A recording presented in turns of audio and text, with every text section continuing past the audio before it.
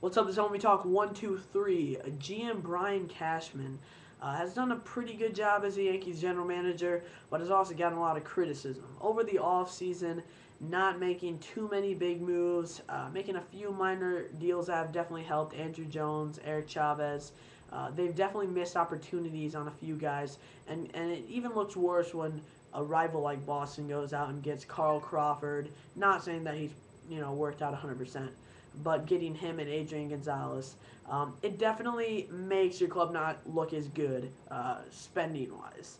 The fact that the Yankees have such a high payroll, I don't know how much higher they can really go. And also the fact that they've failed so many times at trying to acquire a big name pitcher, and they just haven't turned out for them.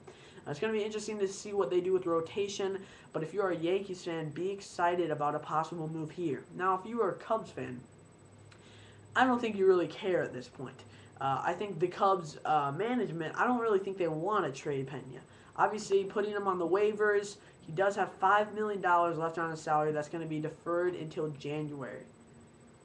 And they have shown and shown interest in re-signing him. I would much rather see them go and re-sign Pena, not because I'm a Cardinal fan, than trying to go after Pujols or Fielder. I don't think Pujols is going to go to the Cubs. I'm sorry, Cubs fan, but I don't think it's going to happen. But what I'm saying, organization-wise, don't make another stupid mistake paying a guy tons of money per year, and then all of a sudden he gets hurt or he gets older or he just, he doesn't have the, it's harder.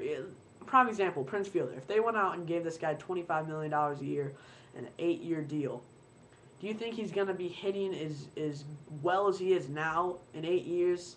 And obviously weight has been a problem for him too. Unless he loses tons of weight like Pablo Sandoval does, whatever, it's going to be, health problems going to be definitely be a problem, and injury problems and all that. I love Prince Fielder, but I'm just saying, just watch out. It's definitely going to be a risk. And Pujols, yes, he's been the most consistent player in the big leagues the last 10 years, except for this year. And obviously this year's hurt his, is going to be hurting his contract situation with the way he's played this year, but he's still worth a lot of money to any team. But I would much rather see, not as a Cardinal fan, but as a baseball fan, and if I'm thinking management-wise for the Cubs, go and get Pena again. Hope for him to hit 25 to 30 home runs. Pretty much you can count on that every year. You're gonna count on the strikeouts. You're gonna count on the low average, but you can also count on 30 home runs. There's not that many players that you can just count on that almost every year. When he gets hot, he's gonna definitely help your team win games. Hits a lot of home runs, and when he gets on a hot streak, seems like he can go 4 or 5 games in a row hitting home runs. He has a lot of power, and he pulls the ball a lot. Now, the thing with Pena, I'd much rather see them re-sign him, maybe get Wilson Bettman at third base, save the money that they don't spend on Ramos Ramirez, hopefully. And then it would be interesting to see how they could improve starting pitching. Maybe going after a guy like C.J. Wilson. Obviously, that's not the best thing. He's 31, and he's had 3 really good years, and the rest have been okay. I would much rather if they could find a way to get a young starting pitcher and don't, not make mistakes, giving tons of money to guys. Just going to be a vicious cycle. But I could see them getting like a guy like C.J. Wilson, also a relief. They need to work on that. But back to this, Carlos Pena has been claimed by the Chicago Cubs first baseman Carlos Pena has been claimed by the New York Yankees today. Now, for the Yankees, they have had 3 guys serving the DH role this year a lot. Andrew Jones, Eric Chavez, and Jorge Posada. Jorge Posada has made a lot of noise, not in the right way though. His bat has been pretty stagnant throughout the year. Not really having that DH role solidified at all by having him in that lineup. If they were able to get a guy like Pena, the DH spot is filled. Obviously, you can give him a few days off. You can, it's nice to be able to have guys like Andrew Jones, Eric Chavez, experienced guys that can go in the DH role or third base, whatever you need them to do. But at the same time, it'd be much better to have a guy like Carlos Pena in the DH role. Now, who knows if you put Andrew Jones or Eric Chavez in the DH role full-time, but they haven't got that chance yet. But if I'm the Yankees, this team looks a lot better on paper if you add Carlos Pena. He's been a great teammate with the Cubs, even though the Cubs have had a terrible season. He goes from, one of the worst teams in baseball to one of the best and pretty much almost sure to go to the playoffs this year. Um, he could have a really fun second half. And he's always had to play against the Yankees as a Ray, and now he's a Cub. And to be on the Yankees with everyone else, I think it's only going to help his playing.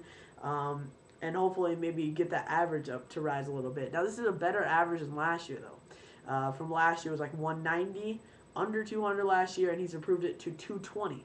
Now, even though he's hitting 220, he has an on-base percentage of like 340. So, he can take walks. That's the best thing about him. If he was batting 220 and an on-base percentage of 280, and he hit 23 home runs, his stock is a lot less. But the fact that he can take walks, 74 walks this year, the fact that he can take that many walks, yes, he does strike out a lot, but he hits a lot of home runs. He has not a terrible slugging percentage. It's not great, but it's not terrible. It's on the 400, so that's not bad. But the thing that really gets me is on-base percentage, at least 150 points higher than your batting average. Or not 150, but it's like 120. That's not bad considering the fact that his batting average is 220. So if you can count on this guy to get on base 1 out of every 2.8 at-bats or whatever, or 3 at-bats, we'll just say that. 1 out of every 3 at-bats, that's not bad. And the fact that he has so many home runs, that rate per home runs, he's destined to hit a few. So it's definitely going to help in that DH role. Jorge Posada, they're talking, he might not even make the playoff roster. I'd be surprised if I see that because of the fact that he's, one of the leaders on this team. But again, he's not, you can't really consider him a team leader anymore. The fact that he penciled out his name out of the lineup because he was batting 9th one day. But anyway, they need to find a DH that's going to be there every day. It's nice to have flexibility with Andrew Jones and Eric Chavez in the playoffs. Obviously, it's going to be really nice having that. But I think it would be fantastic for the Cubs to acquire Carlos Pena. I don't think any fans would be complaining about acquiring a guy like Carlos Pena for this team. It'd be a huge deal for the Yankees, in my opinion. But obviously, for the Cubs, it's going to be hard to get him. It might take a little bit because of the fact that the Cubs are interested in re-signing him. But, you don't need to worry about the Yankees re-signing him. They got Jesus Montero coming up. So, really, who are you worried about him re-signing to? You can still trade him and re-sign him. It's not, it's not that big of a deal. So I think if the Cubs are willing to play the last month and a half without him, trade him to the Yankees. This is one of your year Cubs. Rebuild for next year. Try to re-sign him next year. See what happens. No hard feelings there. I don't think he's going to be that mad at the Cubs. The fact that they gave him a chance to get in the playoffs and maybe win the World Series. And he could re-sign back with the Cubs. They got some exciting young players. See what happens next year. But really, I don't think this would hurt his chances of going back to the Cubs. If anything, it might even help. I'd get that winning attitude in him, and he might be excited to go back to the Cubs. Who knows? But if this goes down for the Yankees, I know it's not a huge deal, but it's a really good deal for the Yankees. And if this goes down for the Cubs, I don't think it's a huge deal either, and it's not a really good or bad deal for them. I think that if they could get a secondary prospect or two, that'd be a good deal for the Cubs, and we'll see how it could benefit them in the future. You never know with trades if they might give up a prospect that they don't need or they don't really highly rate as someone that could be very projectable in the major leagues, and then he could join the Cubs and be an all-star, and it could look like a total lopsided deal. So you never know with trades. That's the thing about them. So I think the Cubs really don't have too much to lose if they deal Carlos Pena. Again, 48 hours to deal him. And Carlos Pena's had a pretty solid year for the Cubs. Low batting average, as you can expect, high strikeouts, but also pretty high walks and high home runs too. So that's all good there, and the Yankees would be great for them to acquire Carlos Pena. I'm totally in favor of that for the Yankees. I'm not a Yankees fan, and I'm not a Cubs fan, but if you're a Yankees fan, be excited about the opportunity to acquire a guy like Carlos Pena in that DH spot every day. If you're a Cubs fan, there's not much you can really do about it. All right. Thanks for watching, guys. This is MLB Talk 1, 2, 3.